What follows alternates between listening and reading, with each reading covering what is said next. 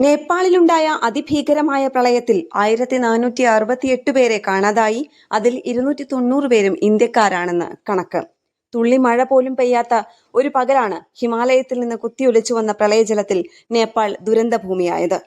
ഈ പ്രളയത്തിന് പുറകിൽ മഞ്ഞുമലയുടെ ഭാഗങ്ങൾ അടർന്നു വീണതിനെ തുടർന്നുണ്ടായ ദുരന്തം, അതായത് ഗ്ലോഫ് ആണെന്നാണ് വിലയിരുത്തൽ.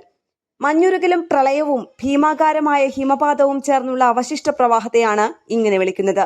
ഗ്ലേഷ്യൽ ലേക്ക് ഔട്ട്ബേഴ്സ് ഫ്ലഡ് എന്നതാണ് ഗ്ലോഫിന്റെ പൂർണ്ണരൂപം. ഈ പ്രളയജലം ലാൻഡേ ഖോല, ഭോട്ടെ കോശി, തൃശൂലി നദികളിലേക്ക് വലിയ തോതിൽ വെള്ളവും ചെളിയും പാറകളും മഞ്ഞുകട്ടകളും ഒഴുക്കിക്കൊണ്ടുവന്നു. നിമിഷങ്ങൾക്കകം നദിക്കരയിലുള്ള ഗ്രാമങ്ങളെയും പട്ടണങ്ങളെയും അത് തകർത്തെറിഞ്ഞു. നൂറുകണക്കിന് ആളുകളെ കാണാതായ ടിബറ്റിൽ വീണ്ടും വെള്ളപ്പൊക്ക സാധ്യതയുള്ളതിനാൽ ചൈന രക്ഷാപ്രവർത്തനം താൽക്കാലികമായി നിർത്തിവെച്ചു. റസുവ, നുവാക്കോട്ട്, ധാഡിംഗ്, ഖൂർഖ, ചിത്വാൻ ജില്ലകളിലെ നദീതീരങ്ങളിലെ വെള്ളപ്പൊക്ക സാധ്യതയുള്ള ജനവാസ കേന്ദ്രങ്ങൾക്ക് ഉയർന്ന ജാഗ്രതാ മുന്നറിയിപ്പുകളും നൽകിയിട്ടുണ്ട്. ഇന്റർനാഷണൽ ഡെസ്ക്, കേരള പ്രണാമം.